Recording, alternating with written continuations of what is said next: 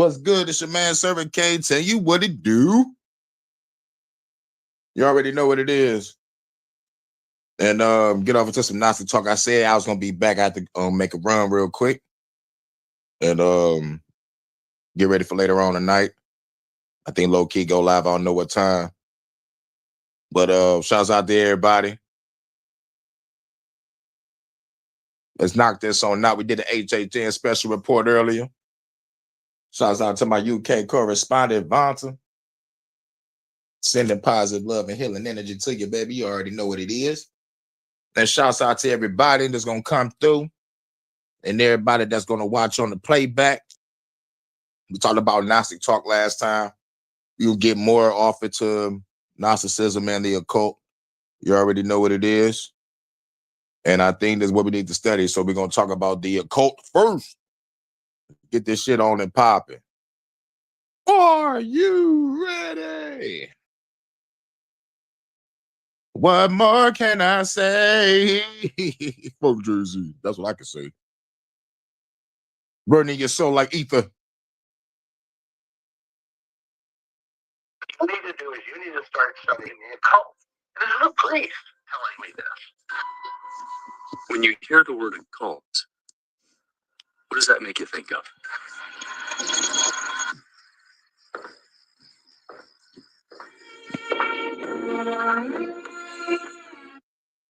Hold on 1 second. Gotta do something real quick. What more can I say? Let me hurry up and send this real quick. Hold on. Shouts out to everybody. About to talk about the occult first, and then we go get over to the Gnostic talk.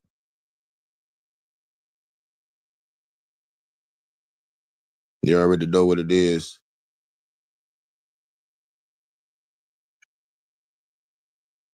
Hold on 1 second.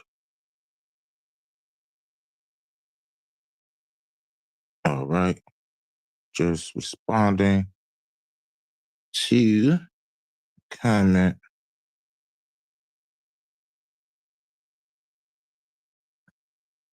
Let's get it. Sorry about that, everybody. Let's start from the beginning. Let's get it. What you need to do is you need to start studying the You need to occult. start studying the And there's a occult. priest telling me this. When you hear the word occult, what does that make you think of?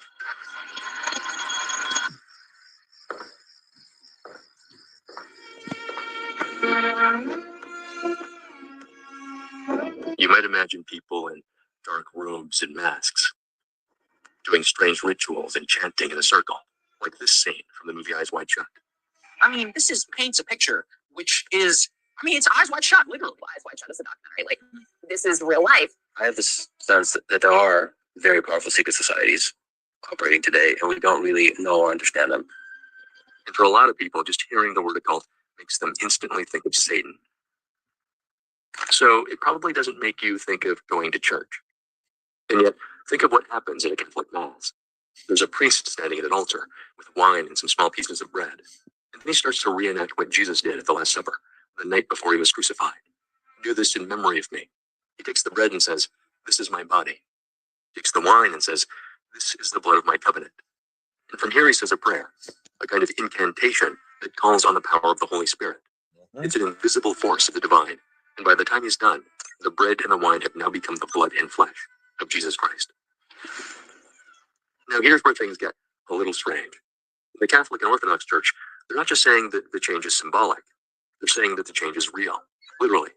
It's called the doctrine of transubstantiation. And what it means is that even though the bread and the wine look exactly the same as they did before, the substance of it is now totally different. It is now the real body and blood of Christ. Yep. Now to anybody, And that shit is a ritual. Mm-hmm. Yes, in the church, this seems very occult, doesn't it? Because let's look at what the word occult means. It comes from the Latin word occultus, which means hidden or concealed. And specifically, it has to do with the things that are hidden from sight, the things we can't see. And so because the church says that this transformation is invisible, you can't see it or touch it or feel it happening, it is by definition an occult ritual. And yet most people don't think of it that way. Why? We like to imagine that there's a clear separation between religion on one hand and the occult on the other. But does that distinction really hold up? Dr. Richard Spence is a professor emeritus and historian of the occult and secret societies. And he points out that religions are really just approved forms of the occult. Because the basic idea in occultism is that the things we see and experience in the world are just one very small part of a much bigger reality. There's a whole world beyond us that's totally hidden right today. What you need to do is you need to start studying the occult. And there's a priest telling me this. What's up? When you hear the word occult, what does that make you think of?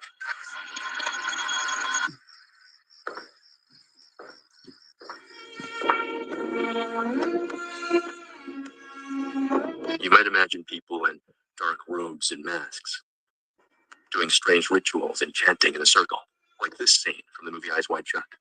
I mean, this is paints a picture, which is, I mean, it's Eyes Wide Shut, literally. Eyes Wide Shut is a documentary. Like, this is real life. I have this sense that there are very powerful secret societies operating today, and we don't really know or understand them.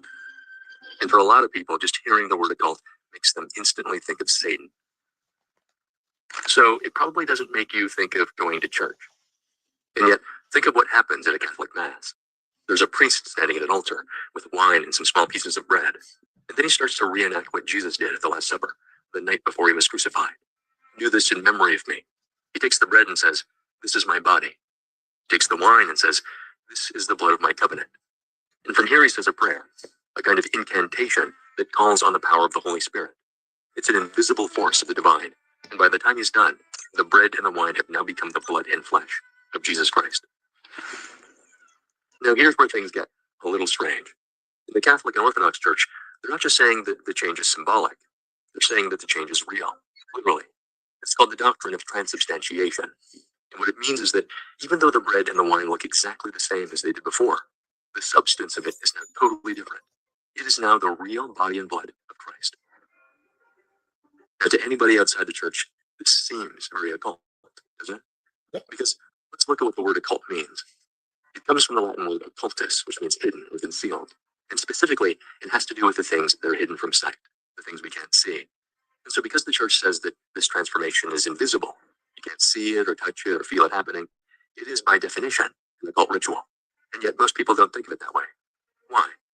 We like to imagine that there's a clear separation between religion on one hand and the occult on the other. But does that distinction really hold up? Dr. Richard Spence is a professor emeritus and historian of the occult and secret societies. And he points out that religions are really just approved forms of the occult. Because the basic idea in occultism is that the things we see and experience in the world are just one very small part of a much bigger reality. There's a whole world beyond us that's totally hidden. And so when you look at what most religious rituals are, they're really techniques that people have come up with to try to tap into this hidden world. And whether it's through prayer or meditation or trance states, what they're trying to do is access this higher plane so that they can then use it to influence what's happening here in our world. Now, if all of this sounds crazy to you, consider the fact that it's not just religious groups that are doing this. It's also some of the most powerful and influential people in the world. Take, for example, Bohemian Grove. It's a private campground in Monte Rio, California that belongs to a gentleman's club known as the Bohemian Club. It's very exclusive, and its members have included wealthy and powerful people like Henry Kissinger, Ronald Reagan, and George Bush. All have all been members of the exclusive all-male Bohemian Club in California. Now, what you're looking at is real footage of Bohemian Grove. This is a ritual that happens there once a year. It's called the cremation of care. Here, the members put on robes and meet at the bottom of a huge 40-foot owl made of stone. They stand by an altar, and then they take an effigy that's been shaped to look like a human being, and then they light it on fire. And as it burns, the night is filled with chanting and music. Now, to anybody watching this, it looks like a mock human sacrifice. The question is, why are they doing it? What's the purpose of the ritual? Because whatever you think about what's going on here, what they're doing is very clearly a ritual. Well, the official explanation is that they're just being silly and having fun. They say that this is how they kick off their 2-week camping retreat. The burning effigy is supposed to symbolize dull care. So when they burn it, it symbolizes this idea that they're now leaving all their worries behind. And that ties in with their motto, "Weaving spiders, come not here," which means that they're not supposed to talk about business or politics or anything else that could spoil their fun. And yet we know that at least some serious talks do happen there. Like in September of 1942, when there was a planning meeting at the Grove to talk about what became the Manhattan Project. Reportedly, It included scientists like J. Robert Oppenheimer, military officials, and Oppenheimer. other important leaders. We also know that this is what led to the development of the atomic bomb. And so the questions have really only intensified over time, because why do they wear robes? Why is the burning effigy shaped like a human being? Why Right. does it look like they're sacrificing it to a giant owl? No, it's not just Bohemian Grove. Dr. Spence's work suggests that there's a pattern where we find many secret societies all throughout history, and a lot of them seem to be involved in the occult, like this group. This is Skull and Bones, also known as Order 322, or the Brotherhood of Death. It's a real student society at one of the most elite institutions in the world, Yale University. Yale University's Skull and Bones, His name in the Yale University Secret Society, Skull and Bones. club that's been shrouded in mystery for 177 years. Every year, Skull and Bones invites only 15 people to join. The members have gone on to become CEOs, judges, and world leaders like U.S. President William Howard Taft and Supreme Court Justice Potter Stewart. The first thing you do when you join is swear an oath of secrecy to everybody there. And all their meetings happen in secret, in a building they call the Tomb. So what exactly goes on inside? Well, only the members of the club know for sure, but Spence proposes that the key initiation ritual goes something like this. The brand new initiate gets naked and lies inside a coffin. The other members then start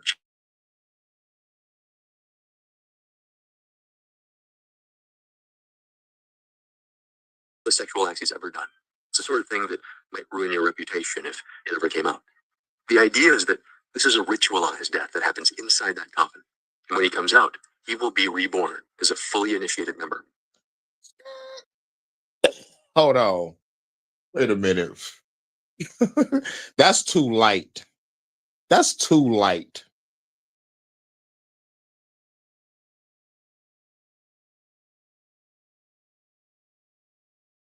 God damn it.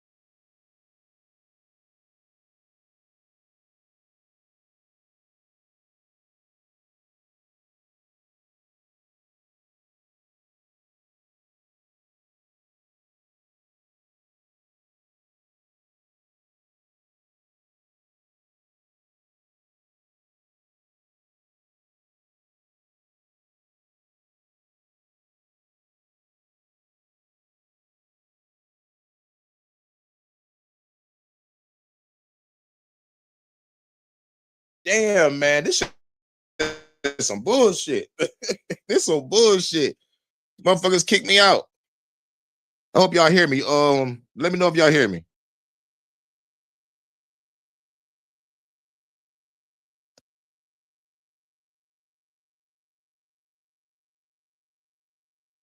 Yeah, this shit wild.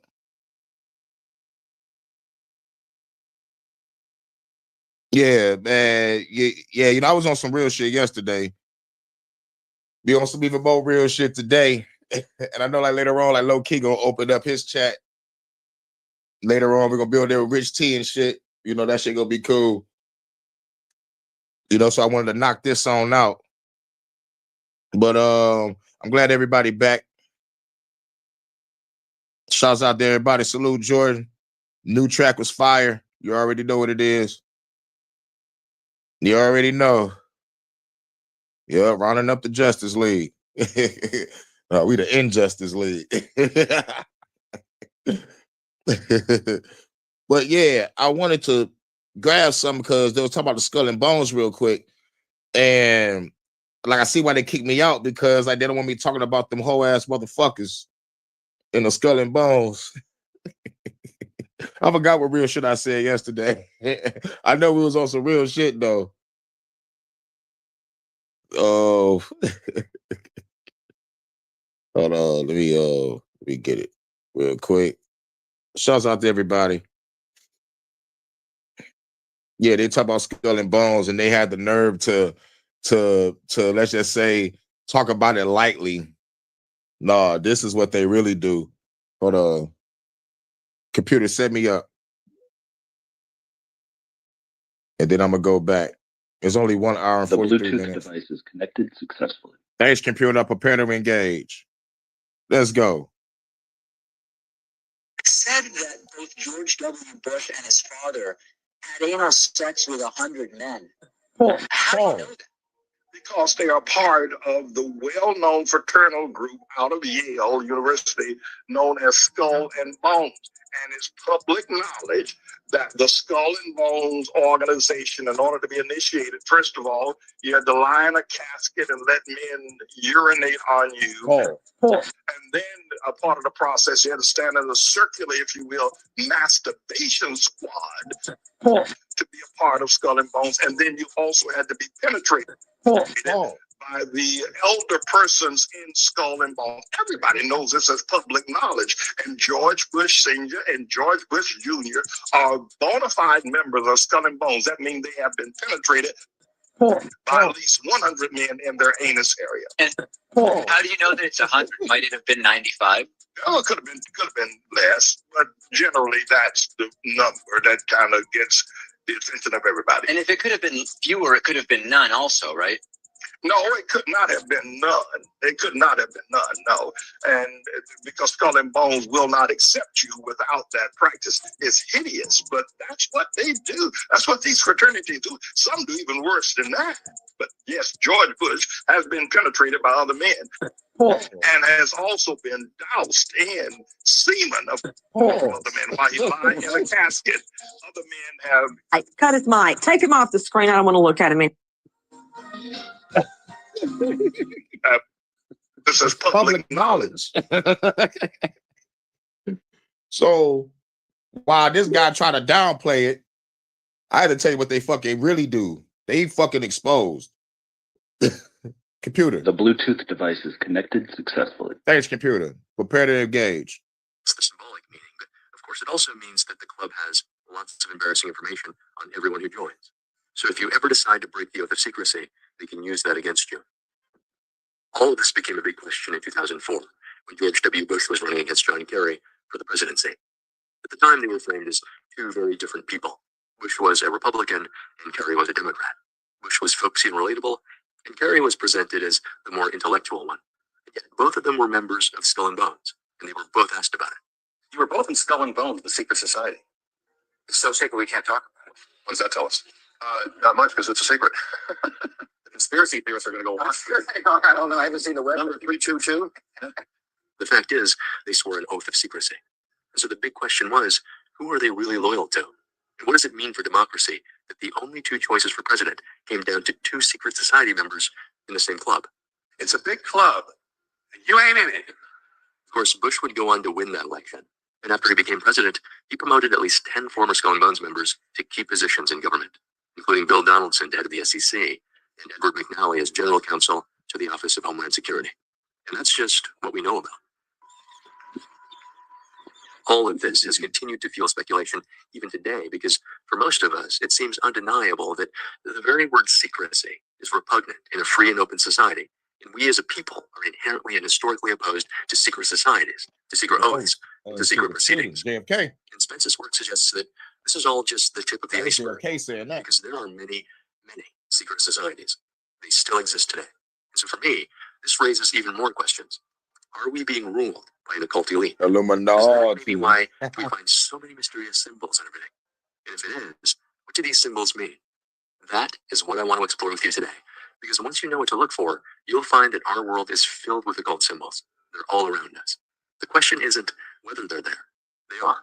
The question is, why are they there? Let me show you what I mean. Illuminati.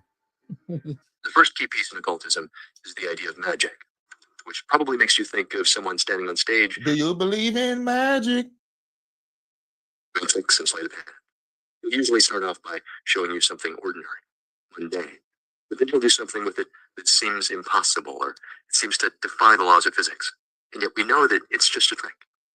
In The Prestige, Michael Caine's character says that you're looking for the secret, but you won't find it, because of course you're not really looking. You don't really want to know. You want to be fooled. But Spence points out that the stage magician is actually doing something. The Prestige is a good fucking movie. If you haven't seen the movie The Prestige, check that shit out. Real shit. The Prestige. I think Michael Caine and Hugh Jackman, I think, and Christian Bale, I think. It gotta be, man. But that was a great fucking movie. That was a great fucking movie. Deeper than just trying to fool you. He's trying to mimic something. He's doing an imitation of real magic. So what is that exactly? Magic is the art and science of causing change to occur in conformity with will. It's the idea that by focusing your will and intention, you can shift the way things turn out. It's a way of bending reality just a little bit to push things to happen in a certain way. How does that work? Well, Spence gives an analogy. RPC. Imagine that our reality is like a flat surface and there's a marble sitting in the middle of it. From here, it wouldn't take much pressure to tilt it just a tiny bit to one side. And if you could do that, then even the smallest, slightest tilt could get the ball rolling. And from there, gravity and momentum do all the rest. And it falls off the other side. He calls this tilting the luck plane. And in theory, this is what occult magic is trying to do. And it's the secret that these elite societies claim to know. It's one of the tools they use to influence world events. Now, this assumes at least a couple of things. Like, is there such a thing as a luck plane? And if there is it possible for us to act on it? Well, Spence makes it clear that he doesn't know. And he's not sure if he believes it one way or the other. It's pretty hard to prove in any definitive way. And so a lot of people dismiss all this because the very idea of a hidden occult reality just doesn't seem real. Illuminati. But then again, what is real? How do you define real? If we're talking about the things you can feel, what you can smell, what you can taste and see, then real is simply electrical signals interpreted by the brain. That is Morpheus. That's Morpheus. And we know that there are lots of examples where our ordinary senses break down. For example, if you zoom into any object and go all the way down to the... No, I don't like when people be like, hey, yo, they be trying to make it look like it's theirs. Like, no, nigga, you pay homage to the motherfucker that said it. Pay homage to the motherfucker that said it. Hashtag Morpheus, aka Louis Fishburne. Of atoms and electrons, the universe starts to get really strange. Scientists like Werner Heisenberg have tried to describe just how strange quantum mechanics is. The atoms or elementary particles themselves are not real, at least not in the way we usually think of it. They form a world of potentialities or possibilities rather than one of things or facts. And so it starts to look like at certain levels of reality, the ideas we have about plus this motherfucker did the motherfucking JFK switch too. It's like we oppose the secret oath and the secret proceedings. I'm like, nigga, that's JFK, nigga. No, you not about to make a video and slide in some quotes and make it look like you sounding profound. No, bitch. Even I pay homage to the motherfuckers that said some shit like the last video. But I was like, Hillary Clinton wear more pantsuits than the brother at a funeral. And I was like, hey, yo, that ain't me. That ain't my joke. That's Eddie Griffin. You know what I'm saying?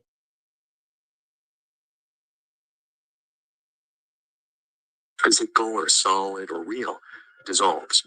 What we're left with are just possibilities. James said this Which too. to me sounds a Hey, lot listen to like the motherfucker that said it. Now, I'm not saying that you have to believe any of this is true. The point is that there are lots of people who do believe it, and some of those people have a lot of influence. Some have even advised world leaders and politicians. So let's just imagine for a moment that you can do this, that it's possible to tap into this hidden world and tilt the luck plane just a tiny bit in your favor. How would you do that? Easy. Never sue the person who hit you after a car accident. Yeah. I just got $100,000 for an accident I was in last month, and I didn't sue the other driver. I didn't have to go to court, and I didn't have to deal with insurance directly. There's an easy way to get paid a way bigger check quickly, millions, so they can get back on their feet. All you do is use this qualification tool below, answer a few evidence, or the all-seeing. You'll find that you didn't have to deal with insurance directly. There's an easy way to get paid a way bigger check quickly without all of the hassles or delays called the 2025 Crash Connect Compensation Program. It was recently launched to help victims receive millions. Clicking below. There we go. Hopefully. But I must have walked out the room. Well, from an occult point of view, you do it through a ritual. A ritual is a series of actions that are done in a specific way, in a specific order, to accomplish a certain result. And so there are lots of examples of rituals, like when you pray for someone to get better, or when you touch your heart and point to Jesus every time you make a three-pointer in a basketball game. And even when people talk about manifesting or using vision boards to attract something they want, these are all rituals. But there's two important things to note here. The first is that a ritual is a way of focusing your intent. That's how you're causing change to occur in conformity with will. And second, the most powerful rituals express meaning through symbols, often in a way that transforms the objects themselves. So now we're ready to look at what might be the most powerful symbolic ritual in the world, the creation of money. The dollar is king. We're going to keep it that way. What we're seeing is a slow erosion of confidence in dollar-based assets. It will now be part of what's called the Great Wealth Transfer. Money is, in a lot of ways, fundamental to the way our society works. And that's especially true of the US dollar because it's the world reserve currency. At least it still is at the time of this video. And we don't usually think of it as a ritual, and yet when you look at the dollar bill, it has all these mysterious symbols on it, Latin words and phrases that look like incantations. And as you can imagine, this has fueled lots of speculation and all kinds of wild theories about what they might mean, especially this symbol. It's known as the Eye of Providence, or the all-seeing eye. It's a symbol we find in a lot of Christian art. We see it on buildings and universities, and it's also an important symbol in Freemasonry, a not-so-secret society that's included people like George Washington, Benjamin Franklin, and John Hancock. It's one of the oldest fraternal groups we know about. And of the 45 men who've served as President of the United States, at least 14 of them were known to be Freemasons. Now, there's a lot of debate about how involved the Freemasons were in creating the US dollar bill, but most at least agree on what the Eye of Providence means. It symbolizes the idea that there's a divine power that's always watching, who oversees everything we do. And so it's meant to be a sign of God's watchful protection over humanity. Just above the eye, we find the words Annuit Coeptis, which means God has favored our undertakings. And in the center of the bill are the words, in God we trust. So when you take them together, all of these elements symbolically tie the dollar to God and the divine. But why? Why take something like money, which most people think of as material and transactional, and then put all these divine symbols about God on it? What does money have to do with God? Well, if we look at what the dollar really is, it starts to become clear why these two things were brought together. Think about what gives the dollar its value. It's not gold or silver or any commodity. The dollar is backed by nothing more than the full faith and credit of the United States, which means it's not backed by anything physical. When Nixon took America off the gold standard in the early 1970s, I am determined that the American dollar must never again be a hostage in the hands of international speculators. the dollar was no longer a claim on gold. Instead, it became what we now call a fiat currency. Fiat is Latin, meaning let it be done. What this means is that the dollar today has no intrinsic value. The value it does have comes only from the fact that we all agree and believe that it does. Now here's where the pyramid and the eye and the references to God start to make sense. Because by putting these symbols on the bill, what they're doing is shifting the source of power and authority away from people and away from human institutions and moving it towards this idea of a higher moral order that's watching everything we do. God holds everyone accountable. And so, in God we trust becomes a promise that the bill you're holding isn't just a piece of paper. And when you bring it to a store or a bank or a merchant, you can trust that they'll accept these dollars to trade for real things that do have value. And in a way, it's the ultimate magic trick. Because what it does is it transforms these worthless pieces of paper and ink into something every bit as valuable as gold or silver. In much the same way that priests use ritual to change bread and wine into the body and blood of Christ, so too do central banks turn paper into wealth. just by printing them into existence, by imbuing them with divine symbols and incantations. Because the power of the ritual depends on faith and belief. The more people who act it out, the more real it seems to be, and the more powerful it becomes. If you think about it, it's really a kind of sleight of hand. It's an illusion to distract us from the fact that money isn't some divine creation that God gives to us. Money is something we make. It's a human construction, and like anything that people do, it can be mismanaged and misused. We know this because there are times when the illusion falls apart. Like in 1923, when Weimar Germany was hit with hyperinflation, the price of everything suddenly shot way up. The value of the German mark dropped so quickly that you needed a wheelbarrow full of bills just to buy a loaf of bread. As soon as people stop believing that their dollars have value, it collapses. It's like a spell has been broken, and the effects can be disastrous. Wait, is that Yeah. designer? Easy pun. I think I walked out the room Unbelievable on this. deal. I think I was talking And to my all this sister. bling? It's You time for fast forward. HG Meet. And maybe you come up with your own rituals that empower you to live in a way that brings out your best. But since it can feel overwhelming if you don't know where to start, I'll share with you 3 symbols that I found to be really powerful in my own life. I'll share what they mean to me, why I think they're important, and you can feel free to use them or change them to suit you in your own practice. So, let's get into it. This is the pentagram, the 5-pointed star. Now, a lot of Christians are going to look at this and say, that is satanic, but it's not. And we know that because it's been used as a Christian symbol to represent things like the 5 holy ones of Christ on the cross. And there are even Christian churches that have pentagrams in their window. And we also know that the pentagram predates Christianity by thousands of years. Yep. We see them in ancient Sumeria as far back as 3500 BCE, and in ancient Egypt and Greece. And so it's one of the oldest symbols we know about. But it's also thought to be very magical for a few reasons. Traditionally, the 5 points of the star are often related to the classical elements. So we have the material elements of earth, water, air, and fire. And at the top, we have the 5th element, spirit.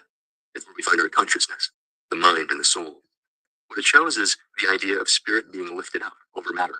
And so all of the material elements are being used to serve and promote the spirit. But when you flip everything upside down, now we find spirit at the very bottom. And in this situation, the soul is being used to serve the material elements.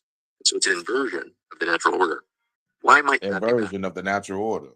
And whether anybody know it or not, even us families or gangs or sets try to show respect, bars, we use the 6-pointed star or the 5-pointed star. Look at the Bloods and the Crips, the Folks and the Vice Lords, and find out what star they represent. You know what I'm saying? It blows your mind how powerful symbols stay with us. Like real shit. And they're everywhere. They're everywhere. And it was my own personal symbols that protected my crib from a fire. Holla. Well, because ideally, we use money and time and resources to help empower people to live better and healthier lives. But if you're using people to extract more and more things, then now we're elevating the material over the spirit. And if we build a world where this inversion becomes the focus of how we live and how we organize society, then what happens is the spirit becomes more and more enslaved by matter. We become less conscious and we submit to this lower compulsive side. So this is where a lot of the satanic associations come from. And we can see this in a key scene in the movie Metropolis. There's the inverted pentagram, and this is a man named Robot. He's building a robot, and he's doing it to try to replace a real woman that he once loved and lost. But when he fails, he uses it as a tool for destruction. In doing that, he's trying to replace the soul with technology, life with control, and freedom with enslavement. And so what the symbol is hinting at is the idea that what we're watching is a complete loss of humanity. Now, that's not to say that technology is evil or bad. It's not. The point is that it all depends on the way we use it. Again, it comes back to intent. Is it being used to empower people, or is it being used to control and limit their freedom? The second symbolic meaning of the pentagram has to do with its shape and proportions. The lines in it follow the golden ratio, so you can derive golden triangles and golden rectangles in it many times over. And you can even use them to make fractals. Why is that important? Well, fractals are a pattern that repeat themselves over and over again in a way that's self-similar, which means that if you zoom in or out at any point, you'll find that same shape over and over again, infinitely. Yep. That's a Fractals lot are of one of the most symbolism. Yep. fundamental patterns in nature. We see them everywhere, all over the place. You can find pentagrams in starfish, and in fruit, and seeds. And this is why the pentagram stands for another occult idea, As above, so below. Hello. As within, so without. Oh. As the universe, so the soul. It's also known as the principle of correspondence, and it's the idea that different levels of reality mirror each other. So the large reflects the small, and the small reflects the large, just as a tiny drop of water has the same basic essence as the ocean it came from. And so if you know something about one level of reality, then it also gives you insight about the other levels. What this implies is that the universe as a whole is, in some sense, also mirrored in you. In the words of Mahatma Gandhi, we but mirror the world. All the tendencies present in the outer world are to be found in the world of our body. That's a good one, If we Vodka. can change ourselves, the tendencies in the world will also change. NASA, As a man never a changes his own straight nature, answer. so does the attitude of the world change towards him. This is the divine mystery supreme, a wonderful thing I it like is, that. and the source of our happiness. We need not wait to see what others do. Gandhi changed the world in ways that seemed impossible in his time. Yeah, and Without violence or weapons. Gandhi was also talking to Epstein also. We throwing up no Gandhi. Yes, he's all about peace. Yep. He was all about peace, all right. He was trying to get a piece of ass from kids. Fuck Gandhi. Fuck that motherfucker, dog. It was crazy what you find out about these motherfucking figures, dog. Talking about allegedly. No, nigga, that's a picture of you with Epstein. God damn it. Any sort of army. He didn't use force. He used peaceful disobedience to inspire a movement. And in doing that, he showed us how one person could tip the balance towards freedom. That is the power of focused will and intent. So what does this mean for you? I found that many times when we feel stuck, it's often because we're trying to force something else to change. But see if you can let that go and just shift your intent. Don't try to bend the spoon. That's impossible. Instead, only try to realize the truth. There is no spoon. That there is no spoon. Bitch. Then you'll see that it's not the spoon that bends. It is only yourself. So it can be useful to ask yourself, do you have a clear intention? This motherfucker should be like, that was the spoon boy from the Matrix. This motherfucker trying to act like he's saying shit. And not only that, it's an AI.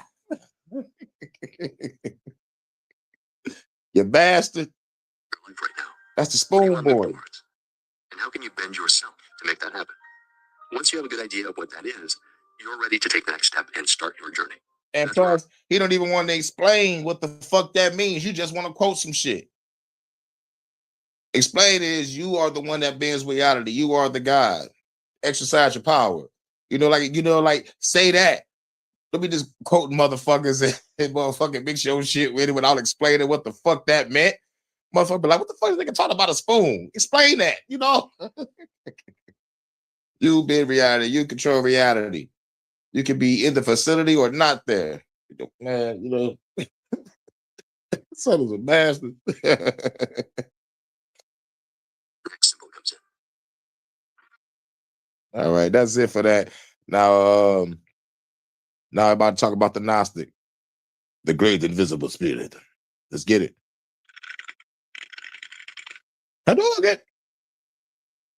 In the holy book of the great invisible spirit, one of the texts that Gnostic antiquity produced, and that the centuries have treated with the usual efficiency of those who do not want certain questions to be formulated accurately, there is a passage that modern commentators rarely quote, not because it is difficult to translate, but because what it asserts cannot be comfortably integrated into any convenient historical or theological narrative.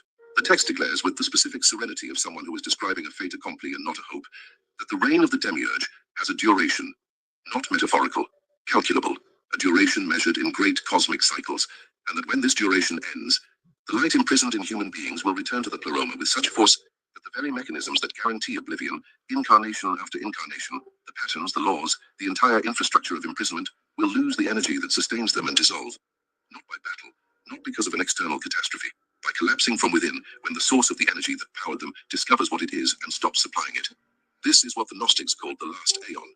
If you are thinking that this is yet another apocalyptic narrative in a long tradition of apocalyptic narratives that promise the end of the world, while the world stubbornly insists on carrying on, let me be precise about the distinction. What the Gnostic texts describe is not the end of the world. It is the end of a specific way of experiencing the world. The difference is technical, and that difference completely changes the nature of what is being proposed. Because what is coming to an end, according to a tradition that has survived 16 centuries of systematic persecution, and that has existed in the only place where no inquisition can enter, which is the interior of consciences that have preferred the discomfort of knowledge to the security of managed ignorance, is not existence. It is control, the infrastructure of imprisonment, the mechanism by which divine consciousness was kept convinced that it was animal, that it was ephemeral, that it was separate from the source from which it came. My name is Leandro. It is with immense honor and gratitude that I welcome you to the Liber Soul channel. It is necessary to situate what is at stake before entering into the mechanics of the fall. The Gnostic systems of the 1st to 4th centuries of the Common Era, and I speak in the plural, because there were dozens of schools, traditions, and communities, each with its own elaborate cosmology, its own texts, its own specific practices, shared a premise that differentiated them from every other religious tradition of the ancient world in a way that provoked disproportionate reactions. The creator of the physical universe is not the true God. He is a derived limited being who exists within a cosmos that he himself did not create, and which he manages with a competence commensurate with his self-understanding, which is, to use the kindness that the subject allows, profoundly insufficient. Yaldabaoth, Sattva, the blind man. The demiurge. The text of the Apocryphon of John describes him looking into the emptiness of his creation and declaring aloud, I am God, and there is no other God beside me. And the Gnostics, when they read this sentence, recognized something. Not in a Gnostic text, in the Hebrew Bible, in Isaiah 45, in Ezekiel 28. The identification was neither accidental nor decorative. It was the central thesis of an entire philosophical theological tradition that cost the lives of those who articulated it at the wrong time in front of the wrong people. But Gnostic cosmology is not merely diagnostic. There is a prognosis, and it is the prognosis, the description of what happens to the demiurgic system when it reaches the point of irreversible collapse, that this exploration will traverse from beginning to end. The Pistis Sophia, a lengthy Gnostic text that survives in a 5th century Coptic manuscript, purchased in the 18th century by a British physician named Anthony Askew, and now known in the academic world as the Codex Askewianus, describes, with a level of detail that is uncomfortably precise, the mechanism by which this reversal takes place, not as an external event, as an internal transformation that occurs on a collective scale.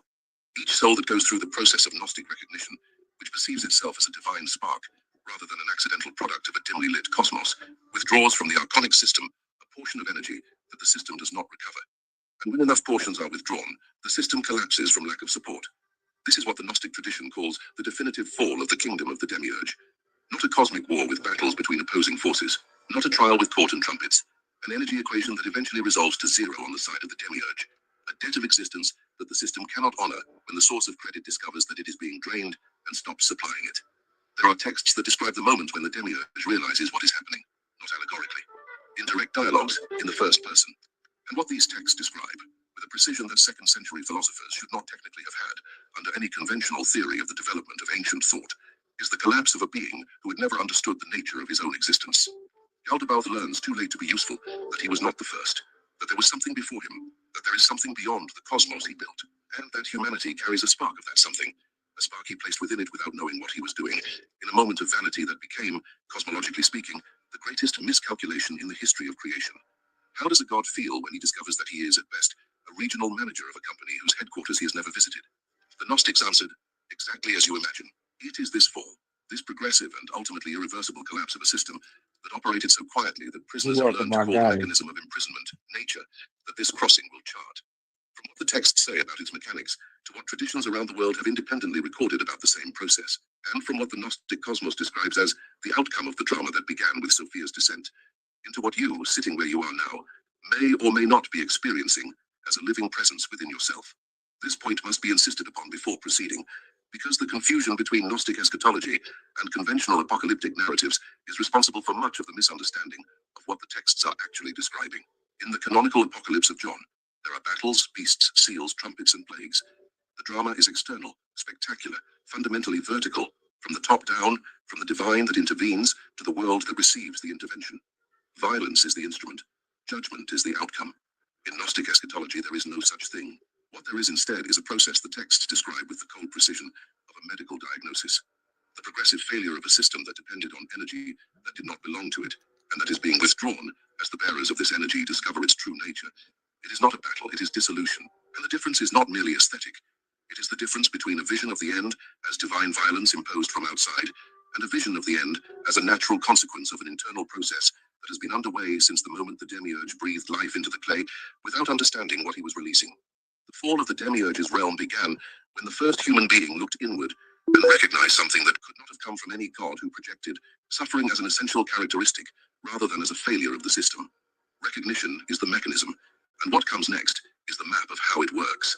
What makes Gnostic eschatology, the set of views about the end of the cosmos and the restoration of light, radically different from every other apocalyptic tradition, is a detail that popular summaries never mention because it seems too technical to be interesting. It is the most important detail of all. In the conventional Christian apocalypse, the end is external. It comes from outside. A divine being bursts into history, judges, separates, destroys what is to be destroyed, and restores what deserves to be restored. The action is vertical, from top to bottom, from the eternal to the temporal, from the God who acts to the world that receives the action. The human being is fundamentally passive. Wait, believe, obey. He is judged by what he believed and what he did while waiting. The Gnostic tradition does not contain this. There is no external judgment, no coming from outside, no God who intervenes from above to end the drama. What it does have is far more disturbing for any system that depends on the passivity of the believer.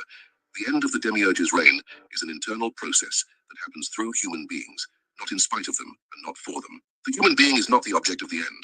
He is the vehicle, the active mechanism by which the pleroma restores itself. This explains, by the way, why the Gnostic tradition was persecuted with a violence disproportionate to its numerical size. A tradition that teaches that spiritual awakening requires intermediaries, priests, sacraments, authorized hierarchies, can be controlled precisely because it depends on an apparatus that can be monopolized. A tradition that teaches that the human being is, in himself, the vehicle of cosmic restoration, that each authentic gnosis is an act of dissolution of the system of control. This tradition cannot be monopolized. It can only be erased, and they tried to eliminate it with an efficiency that, seen from a historical perspective, is itself proof of how serious the threat it represented was. Bishop Irenaeus of Lyons, writing around 180 after Christ in his monumental 5-volume Adversus Heresies, a meticulous catalogue of Gnostic heresies designed to provide ecclesiastical authorities with a map of what needed to be suppressed, defined without realizing the precise problem that led to the writing of the 5 volumes. The Gnostics were not claiming that the end of the world was near. They were asserting that the world should never have begun the way it did, and that the process of undoing it was underway within every human being who achieved gnosis. 5 volumes of rebuttal. This effort is not devoted to an idea that does not pose a genuine danger. If 5 volumes of refutation have not destroyed this idea, if 2 millennia of persecution have not erased it, answer me in the comments. What is it within a perception that makes it impossible to eliminate? What the Gnostic texts describe about the fall of the demiurge's realm operates on 2 simultaneous levels that must be kept separate so as not to confuse cosmology with spiritual practice, and that must be kept in relation so that neither remains inert. The first level is cosmological. The Valentinian tradition, the school founded by Valentinus of Alexandria, active between 120 and 160 after Christ, the Gnostic, who almost became Bishop of Rome and who, having not become so, developed the most technically sophisticated critique of the archonic system that antiquity produced, describes the universe as a closed energy system. The demiurge created the cosmos using the light he had inadvertently received from Sophia, his mother, at the time of his creation. That light is not his. It belongs to the pleroma. And the pleroma, the world of divine fullness, of the emanations of the invisible Father, of the aeons that exist without limitation, has never renounced it. It never accepted the distribution. It simply waited for the process of return that is, in Valentinus's logic, as inevitable as the return of the river to the sea. The tripartite treatise, a Valentinian text of extraordinary philosophical density, elaborates on this point with a precision that 20th century scholars found difficult to ignore. There is a difference between the eternity of the pleroma and the duration of the material cosmos. Pleroma has no end because it has no beginning. It emanates from what is prior to time.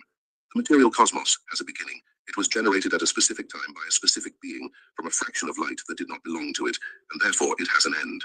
The end is not punishment. It is the internal logic of a system that has been built on borrowed energy that eventually needs to be returned. The second level is human, and it is here that Gnostic eschatology becomes different from any other view of the end of things that religious history has recorded. Human beings in Gnostic cosmology are not products of the cosmos of the demiurge.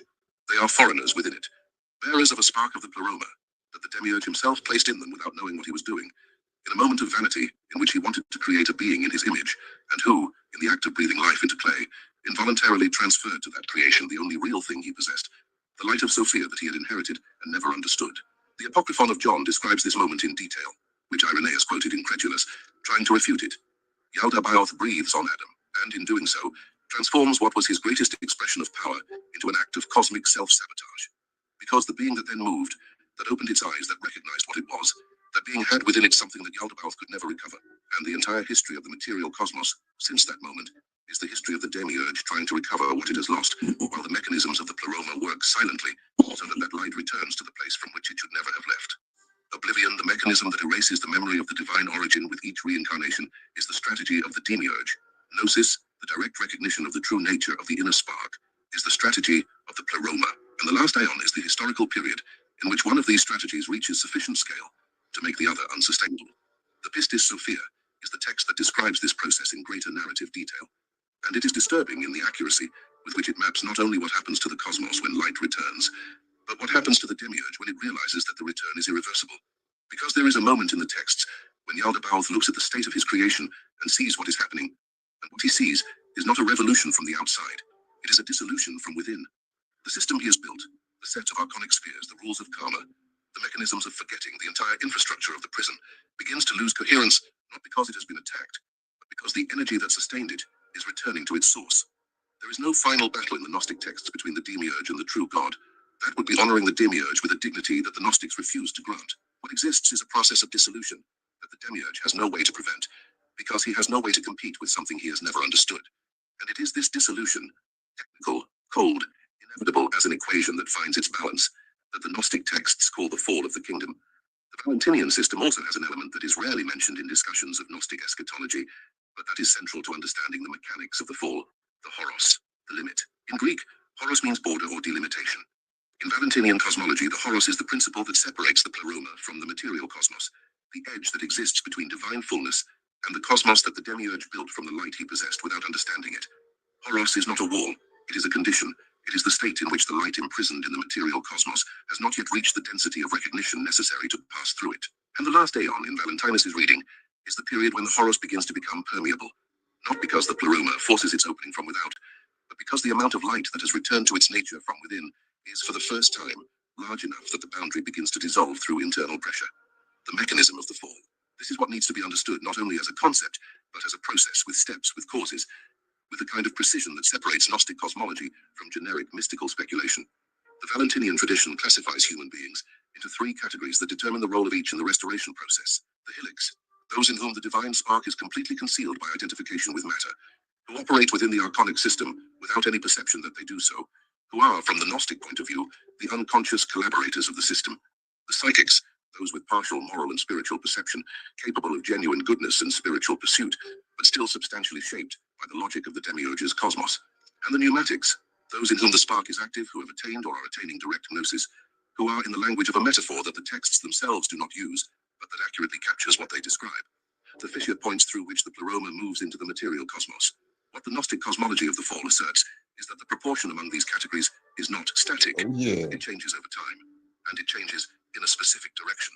Every act of genuine gnosis, every moment in which a consciousness recognizes its divine nature, perceives the archonic patterns as transmissions rather than as its own identity, sheds identification with the product of the demiurge without losing the ability to inhabit the physical body with discernment, draws from the system an amount of energy that the system does not recover. This is not a metaphor. It is the literal description of what the Valentinian texts call ekphoresis, the progressive extraction of the imprisoned light that precedes the completed pleroma. And here is the part that no system of power, religious or secular, has an interest in making known. The process is cumulative. Each gnosis contributes to the next. Each awakened being makes awakening slightly more accessible to others, not necessarily by social or cultural transmission, but because the very density of the archonic system decreases when the energy that sustains it decreases. A guard who receives less and less salary eventually stops reporting to work, not by moral decision, due to structural unsustainability.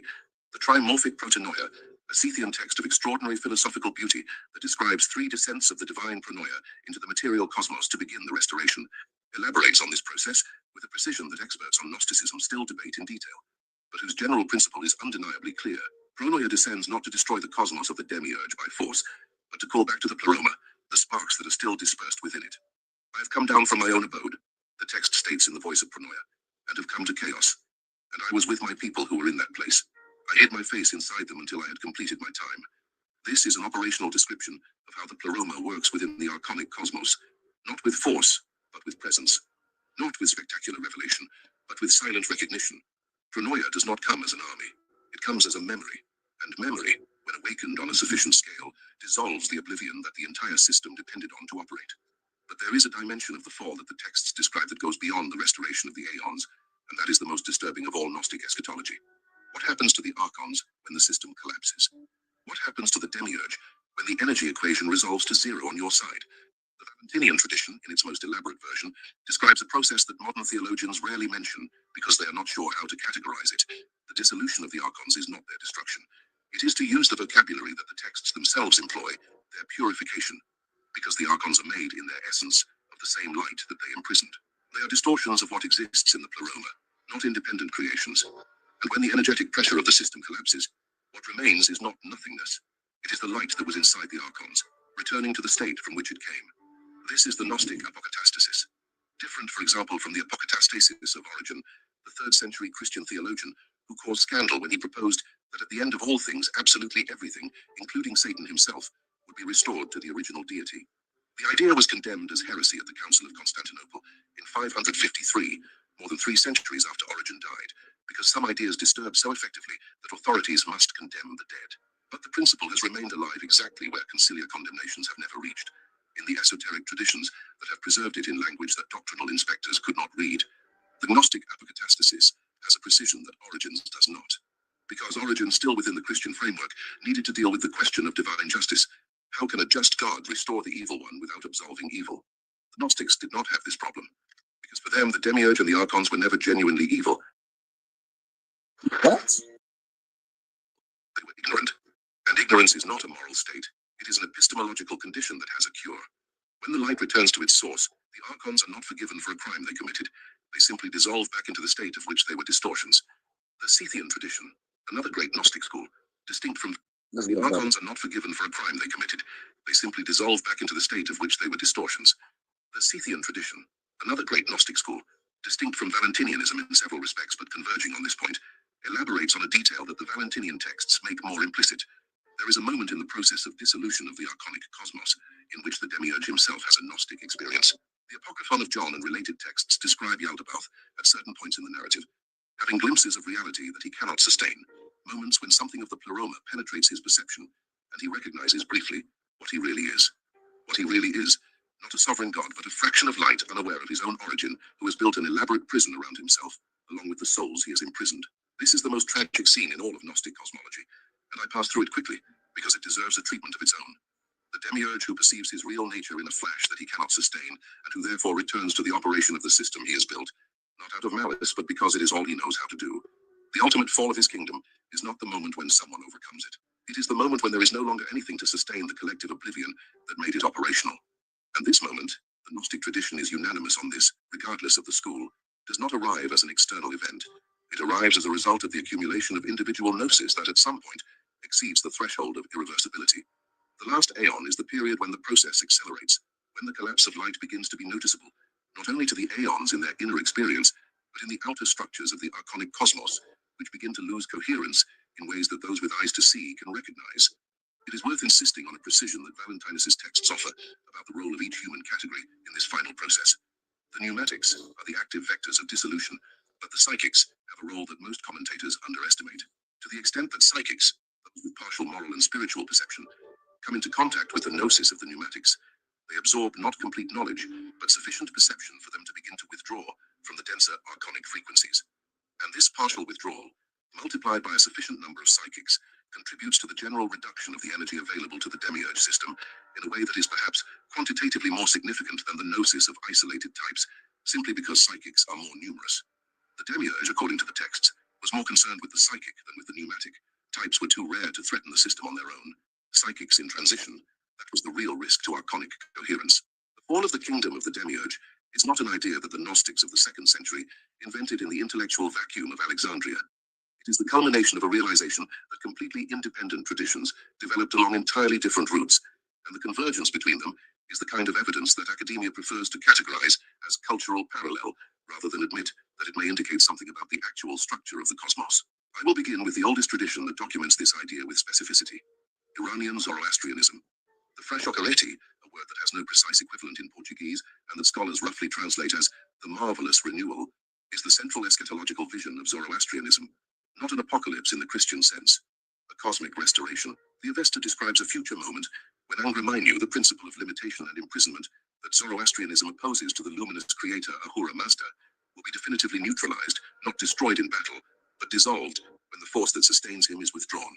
And the force that sustains him is precisely human participation in the standards he governs. When enough human beings align with Asha, the principle of truth and cosmic order, the energetic sustenance that the principle of limitation requires collapses. The structure is functionally identical to Gnostic eschatology. Angra Mainyu is not defeated from the outside by a superior force. He loses his foundation when what fed his power is exhausted. The Frashokereti is the Gnostic apokatastasis in the Iranian language of the second millennium before Christ. Two systems that had no documented contact arrived at the same description of the same process. Jewish Kabbalah, specifically the 16th century Lurianic Kabbalah developed by Isaac Luria in Safed in Galilee, contains the concept of Tikkun Olam, which contemporary popular culture uses with a superficiality that the Saft Kabbalists would recognize as sadly accurate. Tikkun Olam literally means repair of the world, but not repair in the sense of fixing social problems, which is the meaning the term acquired in 20th century political language.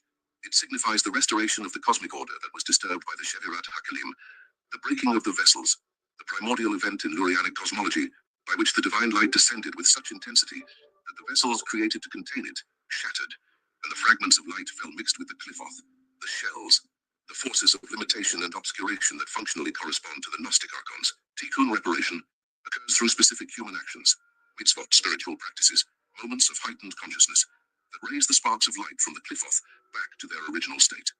Every act of genuine discernment, every moment of truth lived, every choice that rejects illusion in favor of reality releases a spark. And the sum of these releases is what makes cosmic restoration possible.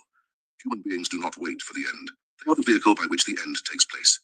Compare this with what the Valentinian texts describe. Compare it with the Scythian process of Gnostic ecstasis, the progressive return of light to the pleroma through the pneumatics, who recognize their nature. The structure is the same, the vocabulary is different, the perception is identical. But there is one connection that historians rarely mention, because it is politically uncomfortable.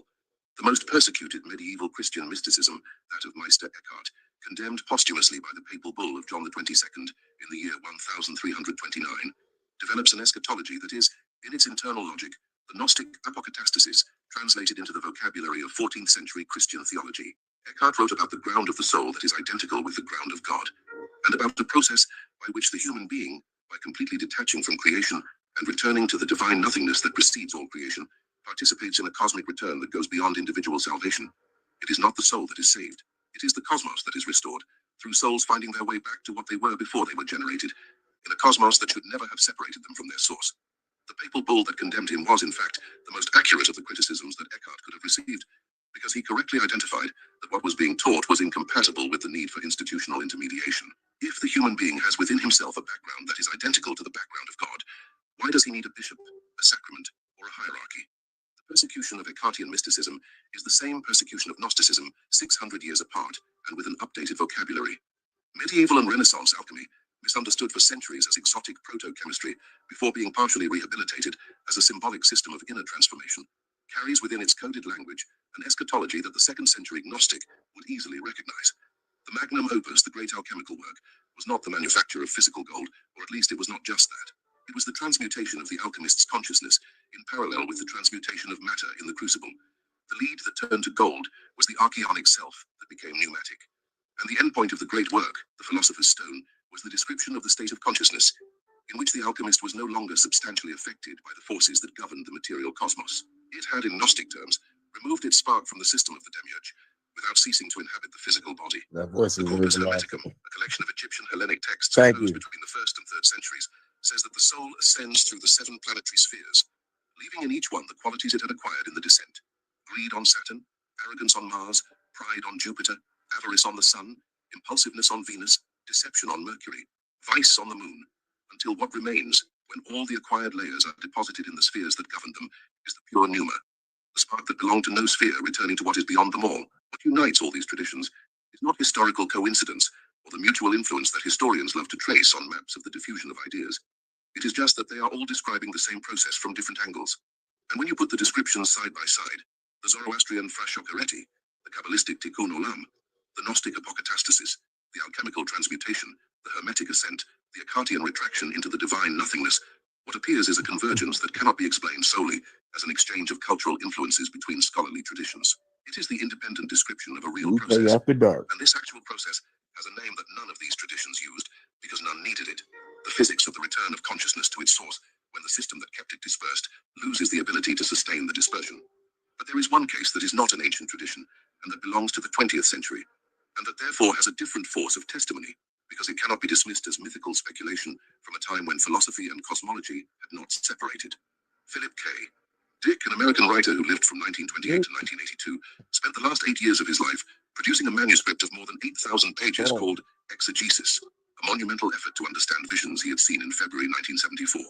Dick described what he had experienced as the recognition that the ordinary world was an overlay, that underneath what we call reality was another, older, more real structure. He called this structure in various ways: the Valis fast-active living intelligence system, the pre-gnosis, the empire that never ended, the most directly Gnostic formulation. Dick concluded that the power that governs the human world operates through a system of control that manifests itself at different times, with different faces but an identical structure. Rome is still here, he wrote. It just changed its name. 22nd century Gnostic, this would be a technical description of the archaeonic system, which has no specific historical location because it operates through patterns, not the forms that the patterns take in each epoch. Dick had never read the Gnostic texts before 1974. He came to the same conclusions from direct experience, a 20th century man rediscovering the map that Alexandria had drawn 18 centuries earlier. And I ask seriously, because this answer matters more than it seems. Have you ever had a moment, it may have lasted seconds, when something inside you recognized that the world you were presented with is not the world it is? If you feel like it, describe this moment in the comments. It does not need to be elaborated. You just have to be honest. We have reached the point that Gnostic cosmologies describe as the last aeon, the period that immediately precedes the irreversible acceleration of the process of dissolution.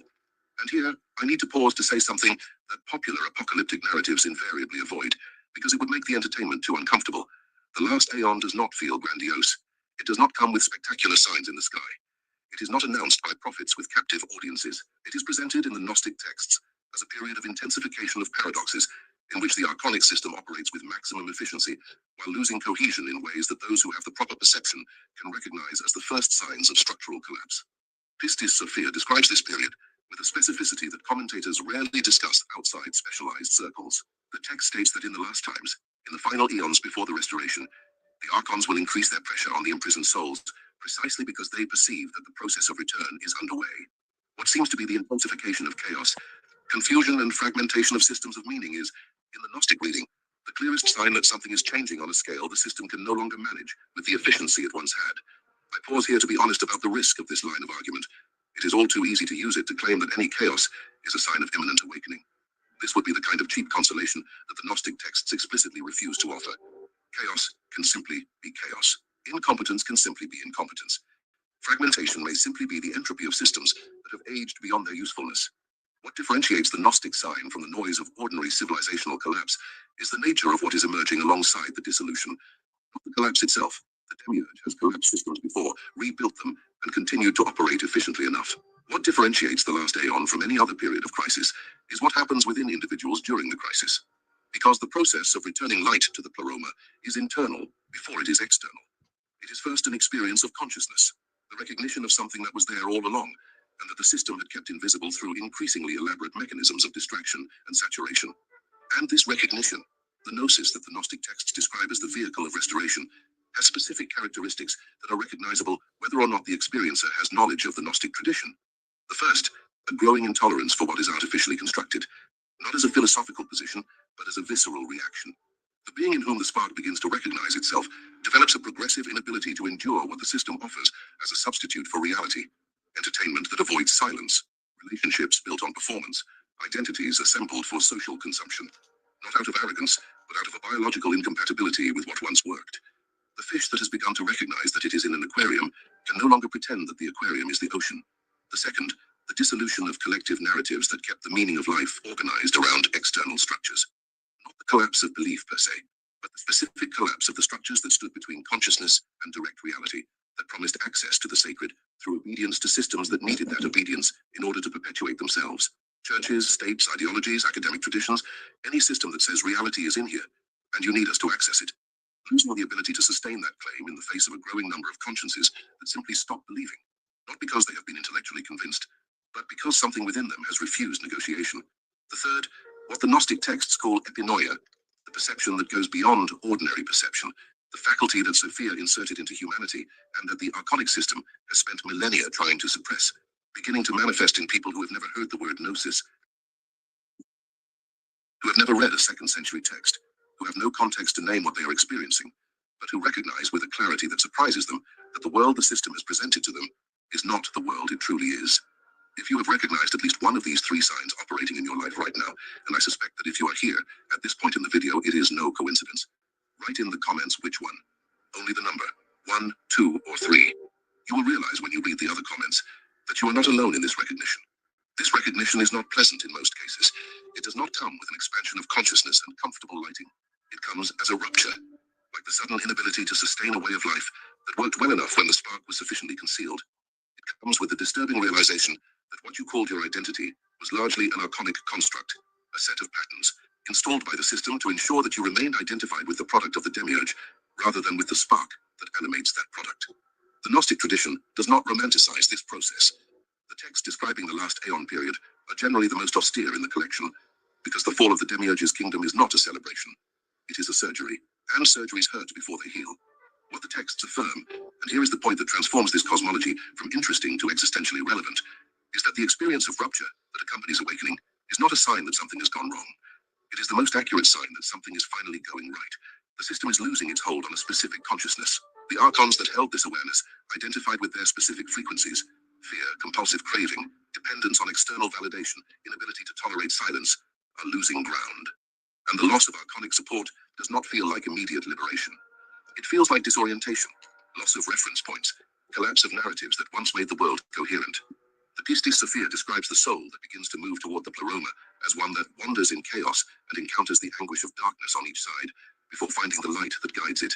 It is not a narrative of linear ascension. It is an honest description of a process that includes painful steps before liberation. But there is a point of irreversibility. The texts are unanimous on this. When genuine gnosis occurs, when direct recognition takes place even for an instant, clearly enough for the spark to recognize itself, the archonic system can no longer completely close access. It can distract. It can induce forgetfulness again, but it cannot undo the recognition as if it had never happened. The system is cracked, and in the cracks, according to the Gnostic tradition, the light of the pleroma finds its way. The last Aeon is the period in which the cracks in the archonic system have multiplied to the point where the light that passes through them begins to be perceptible to a sufficient number of consciousnesses for the process to accelerate beyond reversal. And the question that remains, the one the Gnostic texts leave unanswered because it is the only question each being has to answer for himself, is this. The crack that exists in your consciousness, at the exact point where the system has always had the most difficulty keeping you hidden, are you closing it with habit and distraction? Or are you letting in what has always been on the other side of it? There is an image that emerges organically from everything we have explored so far. I did not choose it. It was in the texts all along, waiting to be named. It is the image of the empty throne. In the archonic system, the throne of the demiurge is the structure that organizes the entire hierarchy of the material cosmos. Below the demiurge are the archons. Below the archons are the planetary spheres. Below the spheres is the material world with its laws and cycles. The throne is the point from which the authority emanates that keeps the system coherent.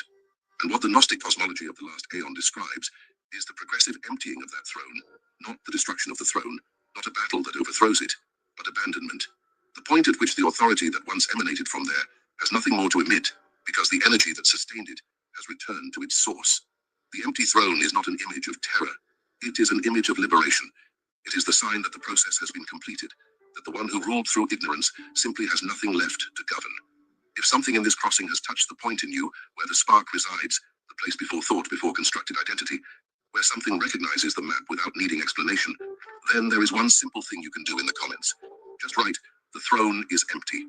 Not as a religious statement, not as a philosophical agreement, as an acknowledgement that something in you has realized in this crossing that the system that kept your spark hidden is less solid than it seemed, that the crack exists, and that the light that passes through it does not disappear because you decide to close your eyes. Whoever writes this will know what it means. Those who do not know will still arrive at the right time. This video is a turning point, not because it is extraordinary, but because you brought here the insight you needed to recognize what is written in it. And what comes next on this channel goes deeper, much deeper. Because the fall of the demiurge's kingdom is not an event described in a video, it is a process followed layer by layer, text by text, perception by perception, and the next layers are already prepared. The throne is empty, or it is about to be. And you chose to be here at the moment when that realization begins to circulate out loud. The empty throne. When you upload that image and walk away from here, it does not function as accumulated information that you can archive along with other things you have learned. It functions as a question that the archonic system has no way of answering. Because the question is not, is the throne empty? A question that can be refuted, debated, or relativized.